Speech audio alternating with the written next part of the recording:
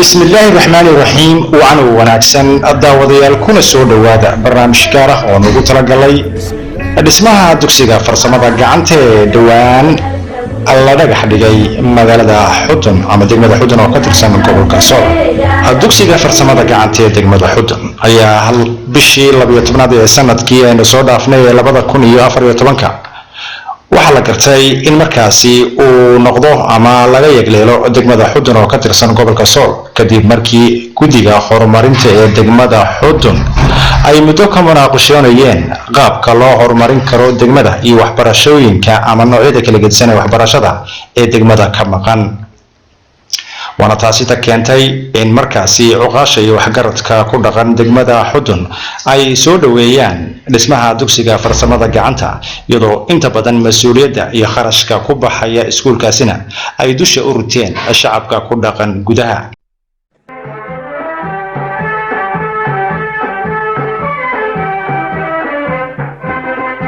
waxanahay wahdiga dugsiyada waxanahay wanada macalinka. haddaba iskuulka farsamada gacanta ee degmada Xudun ayaa waxa uu soo maray tabaabulshihiisu maraaxil kala duwan iyadoo hadeerna xarunta gobolka Sool ee magaalada Laascaanood iskuulaadka kala duwan ardayda wax ka barata ay isu taageen in arday waliba uu ugu deeqo $1 si iskuulkaasi uu dhismo. hasi haddaba aad uga bogotaan maraaxishii iskuulku soo maray ama qabanqaabadii iyo diyaar garowgii loo galay dhismaha dugsiga farsamada gacanta ee degmada Xudun. daawadayaal nala daawada filimka kan oo ku saabsan xilligii la bilaabay in markaasi la yagleelo dugsiga farsamada gacanta ee degmada Xudun iyo sida ay ardayda wax ka barata iskuulaadka kala duwan ee gobolka Sool sida magaalada Laascaanood ay uga qayb qaadanayaan dhaqaalaha loo ururinayo ama lagu dhisayo dugsiga farsamada gacanta ee degmada Xudun.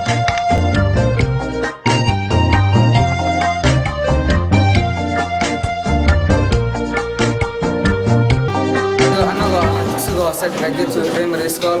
kuna hadlaya magaca fasalka gala 6 waxaan ugu deeqaynaa dugsiga farsamada gacanta degmada Xudun laga dhisayo wixii karaanka yaga ardayda galaasku ay iska aruurin karto. marka macallin waxaan idin sheegaynaa inaad noo timaadaan arbaca kasta inaad noo timaadaan marka anna waxaan aruurinaa wixii karaanka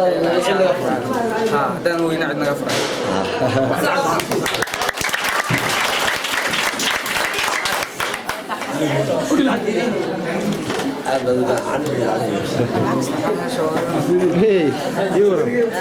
ما شاء الله. وفصل كل لحاد 6 ما شاء الله. حلوة waxa kale oo iyaguna markaasi fikirkaasi soo jeedintiisa iyo dhismaha dugsiga farsamada gacantaba iska lahaa Cabdiraxmaan Cawiladana oo isaguna ka tirsan qurba joogta degmada Xudun oo dhalatay ee ku dhaqan ariga Mareykanka. haddaba iskuulka farsamada gacanta ee degmada Xudun ayaa waxa uu soo maray tabaabulshihiisu maraaxil kala duwan iyadoo hadeerna xarunta gobolka Sool ee magaalada Laascaanood iskuulaadka kala duwan ardayda wax ka barata ay isu taageen in arday waliba uu ugu deeqo $1 si iskuulkaasi uu dhismo. hasi haddaba aad uga bogotaan maraaxishii iskuulku soo maray ama qabanqaabadii iyo diyaar garowgii loo galay dhismaha dugsiga farsamada gacanta ee degmada Xudun. daawadayaal nala daawada filimka kan oo ku saabsan xilligii la bilaabay in markaasi la yagleelo dugsiga farsamada gacanta ee degmada Xudun iyo sida ay ardayda wax ka barata iskuulaadka kala duwan ee gobolka Sool sida magaalada Laascaanood ay uga qayb qaadanayaan dhaqaalaha loo ururinayo ama lagu dhisayo dugsiga farsamada gacanta ee degmada Xudun.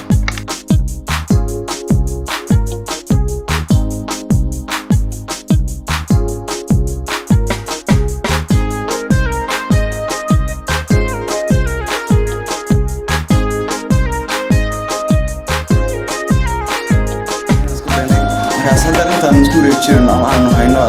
xaway $100 baan hadda ku wareejinaa gudiga markaas inta kale insha Allah wax lagu dhimay maxaan rajeynayaa inaan soo wax badan iska soo bixin hadii la hayno. bismillaah ana waa class jihad iskuulka ileys farsamada gacanta iskuulka Xudun $45 lacag gaaraysa inta nagu dhiman insha Allah isku soo dhameystirnaa sida ugu dhaqsaha badan. Assalaamu calaykum. Anagoo ah dugsiga sare ee Elias High School waxaan halkan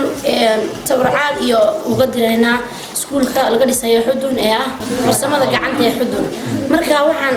ku baaqaynaa ardayda laga aruuriyo anagoo ah hablo sooca $47 oo doolarka Mareykanka. marka hore Ilaahay subhanahu wa ta'ala baa mahad oo dhan u sugnaatay isugu keenay saaka dugsiga sare ee Elias fasalka form 4B marka ugu horeysa waxaan leenahay gudiga dhaqaale ururinta iskuulka farsamada gacanta ee degmada Xudun soo dhawaada baan leenahay marka ugu horeysa dugsiga sare Elias ku soo dhawaada marka xigta fasalka form 4B ee wiilasha ku soo dhawaada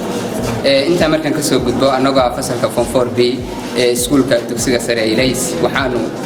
ku talagalay inaan ugu tabarucno iskuulkaas farsamada gacanta ee degmada Xudun loo sameeyo inaan ugu deeqno lacag $100 ah hadaan nahay ardayda fasalka dugsiga sare ee form 4 wiilasha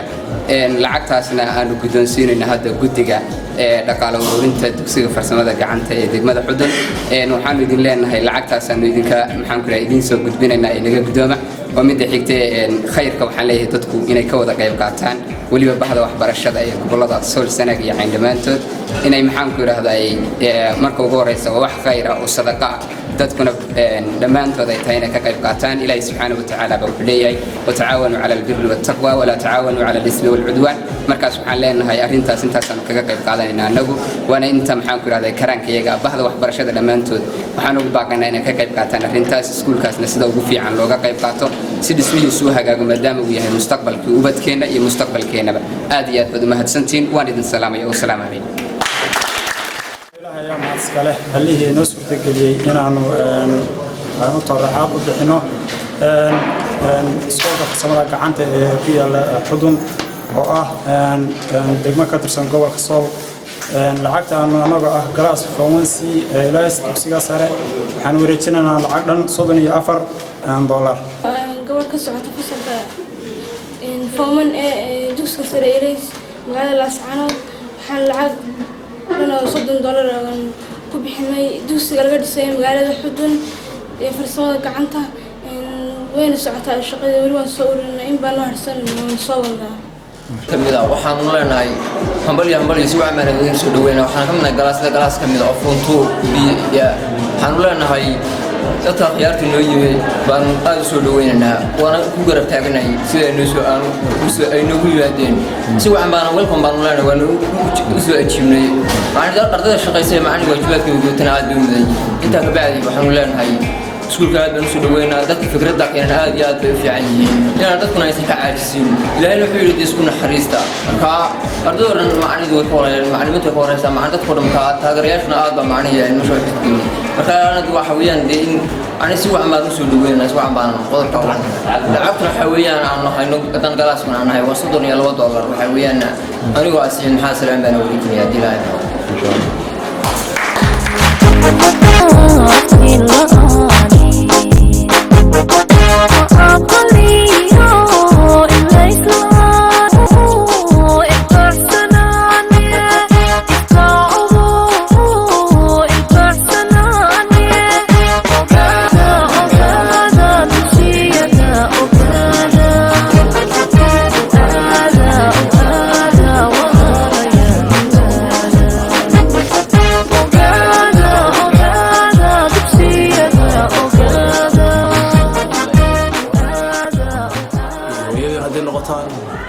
macallimiin haday noqoto in laga qayb qaato ayaa wanaagsan maadaama meel ay tahay wax lagu baranayo nooc kasta haatee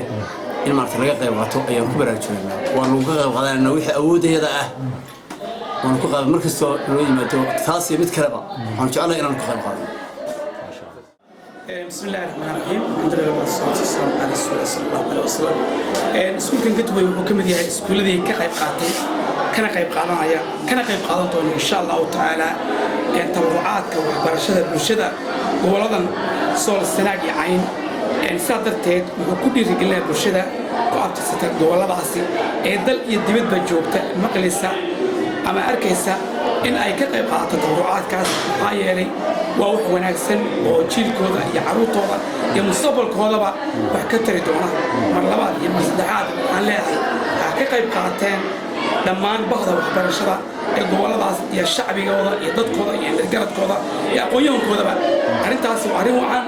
mustaqbalkooda iyo ayahooda wax ka tari doonta iyo ciyaalkoodaba annaga waan ka qayb qaadanay ardayda iskuulka primary gateway school ka qayb qaatay si wacan ardada way u qayb qaatay haddana waan ka qayb qaadan doonaa mar labaad iyo mar saddexaadba haddii loo baahdana waxa awooddeeda ah dibadda iyo yurub iyo maraykankaba $1 dollar ee laga soo qaado ayaa afrika loo soo keenaa tabarucaad iyo galley wax loo keenaa innaguna insha allah waxaan rabnaa inaan isku filnaano oo dadkeenna iyo bulshadeennu aynu $1 dollar u quudno $1 dollar wuxuu tari doonaa oo badbaadin doonaa 10 wiil ama 10 gabdhood oo deegaankeena ah marka insha Allah halka toban muwaadin ha ka baqaylin inaad ku deeqo dadkaada assalaamu calaykum halkan waa iskuulkaagiyad insha Allah waxaa noo yimi niman guddi ah horta marka u horeysa waxaanu salaameynaa wax kasta oo islaama oo shahaata wax kasta oo bahda waxbarashada wax kasta oo horumar doonaya wax kasta oo dadka wax u qabanaya wax kasta oo waxtar wada wax kasta oo increase wada ayaanu taageeraynaa barbar taagana insha Allah billahi kariim qodobka xiga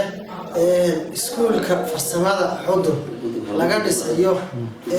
danta weyn ku jirto xaruurteena ku jirto dadkeena ku jirto ummadeena masiirkeena ay ku jirto waxaanu ku taaquleynaynaa wixii itaalka yaga ah ee ilaahay noogu dhiibay wixii waxaan lahaynay bahal hoose tan loo soo qaado laakiin waxaan isleenahay bal idinku cala karaan aad bixisay insha Allah billahi kariim lacagtaan bixinayna waa 200 labada 100 baan ku taageerin insha Allah qarashka guddiga hawsha wadana waa taageersanahay isbarbar taageerina dadka hawsha gudaha iyo dibadda wadana waa taageerina insha Allah billahi kariim waxaan leenahay ummadaha islaamka ummadaha kan 40 baa la dhisay ninka maalintiisa iskiisa la dhigay nin reer gaar wuxuu yiri haddii reer la saxaanad iskuul loo dhisayo anigu waxaan qaadayaa awrba ku soo raray qoriga la saaray wallahi waday guriga shaqeeyay wuxuu qoriga la saaray nin reer gaaba baa ku soo raray awr halka ila baawr ma jirin afarta iyo saddex halkaas uu ku keenay awr soo qoriga ku wada war waxaan leenahay war ummadda horumarkeeda iyo danteeda iyo masiirkeeda laga taliyo ilaahay waxaan baryaynaa iyagana in ilaahay u sahlo ragga hawsha wada wabillahi tawfiiq akhyaarta hawshan barnaamijkan wada macadka ama iskuulka laga dhisayo degmada xudun ee farsamada gacanta runtii arrintaas aad iyo aad baanu u soo dhaweynaynaa dadka soo qaban qaabiyey fikradooda ay ka soo maaxatayna aad iyo aad baanu ugu mahadcelinaynaa intaa ka bacdi waxaan hawshani waa hawl cusub oo runtii inagu cusub hadeer dadkuna hadday fahmaan in iyagu ay isku tashadaan oo wax qabsadaan runtii horumar weyn bay gaari karaan waxaana la gaari doonaa heer degmo walba oo deegaanka ku taala Sool Sanaag iyo Cayn laga dhiso iskuul haddii aan ku rooyo wax u khaasa iskuul unique ah mid caafimaad ha ahaado ama mid farsamo ha ahaado ama mid haddii aan ku rooyahay xanaano xoolaha ha ahaado oo lifestyle arrimaha culunta xoolaha nool ha ahaado sida kaliya wax lagu qabsan karaana waa contribution-ka iyo wax wada qabsiga anagu ka iskuul ahaan ilays ahaan anigoo jooga qaybta college-ka ilays aad iyo aad baan u soo dhaweynaynaa waana arrin fiican insha Allah tacaala wixii hadda aan ugu talagalayna akoonkan ku ridnay wixii dambe ee socon waayana insha Allah tacaala waan diyaar baan u nahay guddida hawsha gacanta ku haya inay la soo socodsiiyaan baan diyaar u nahay wixii hadba inaga codsadaan wixii awoodayna ku ridi doonaa xudun anagoo insha Allah rajaynayna ama isku dayin doona inaanu ilaa uu ka dhismo haddii ayna jirin cid naga furato ay sagista inaanu ka qayb qaadano ilaa inta uu ka dhismayo tabarucaadka waan wadaynaa iyo hawsha insha Allah dadka deegaanka gaar ahaan bahda waxbarashada ama cidda ganacsatada ciddii kale ee ka qayb qaadan karta hawsha khayriga iyadana waxaan ku gooreynaa in ay ka qayb qaataan waad ogtiin maanta oo dulfaadka hawshii dowladda ama maamul qaban lahaa ee waxbarashada waxaan doonaynaa shacabka inay qabsadaan marka sidaa maadaama ay tahay waxaa la rabaa inay isduubnaan iyo inaan hawsha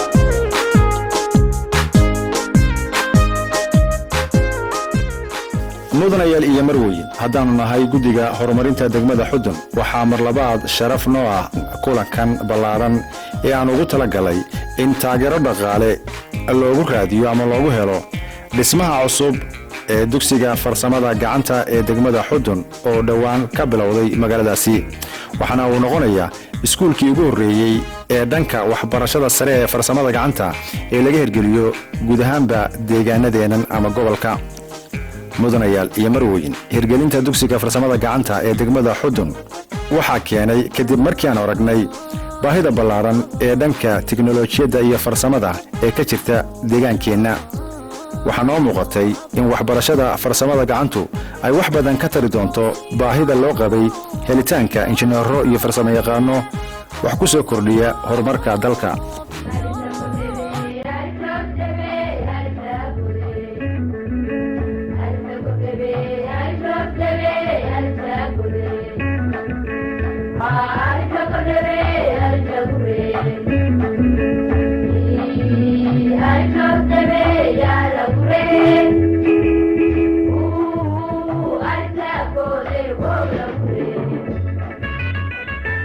haddaba hirgelinta mashruuca dhismaha dugsiga sare ee farsamada gacantu waa fikir ay si dhab ah u daraasadeeyeen aqoon-yahanka degmada xudun isla mar ahaantaasina